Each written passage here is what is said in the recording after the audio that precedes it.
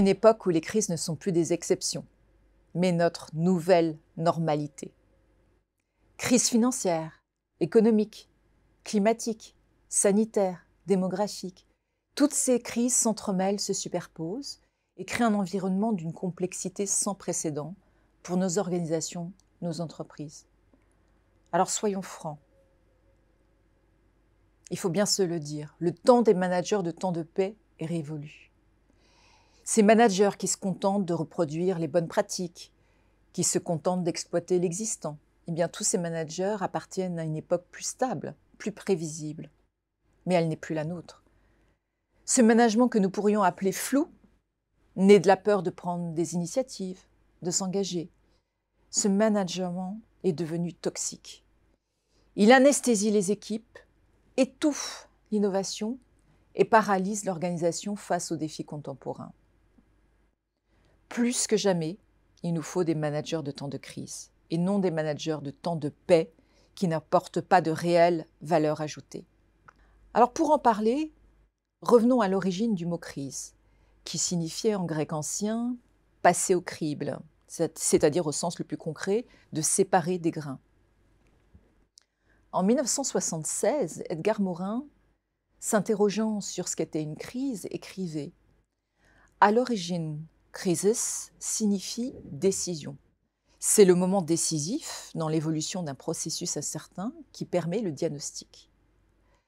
Aujourd'hui, crise signifie indécision.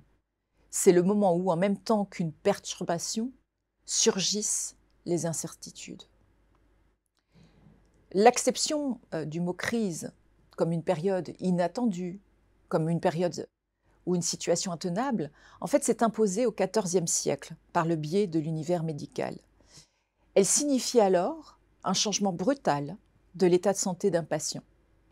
Et si l'on s'en tient à la première définition de crisis comme décision, alors on voit bien que le rôle même du manager est d'être un manager de temps de crise, car manager, c'est avant tout décider.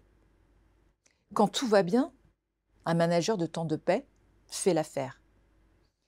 Il gère le rythme de croisière, il se repose sur l'existant.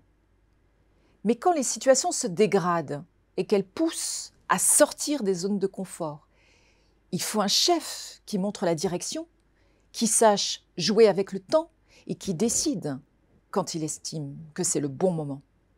Face à des vents contraires, les managers flous restent des surfeurs qui sont rapidement engloutis par des vagues trop hautes pour eux. Qu'on se le dise, les managers de temps de paix ne sont pas des managers de temps de guerre. Alors, en temps de crise, de quel manager avons-nous besoin ?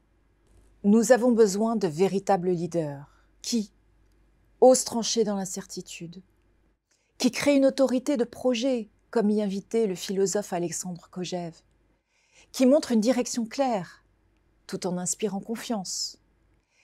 Et nous n'avons pas besoin de managers flous qui se contentent d'accompagner l'activité de leur équipe, mais de vrais chefs qui ont toutes les qualités pour chefer. La réalité est claire. Dans un monde de crise permanente, la survie et la prospérité de nos organisations dépendent de notre capacité à prendre des décisions éclairées, même dans l'incertitude. Car comme nous le rappelle la genèse et l'évolution du mot crise, les périodes troublées ne sont pas seulement des moments de chaos, elles sont aussi des moments décisifs où se forgent les succès de demain. Alors la question n'est plus de savoir si nous aurons affronté des crises, mais la question est de savoir si nous avons les leaders capables de les transformer en véritables opportunités.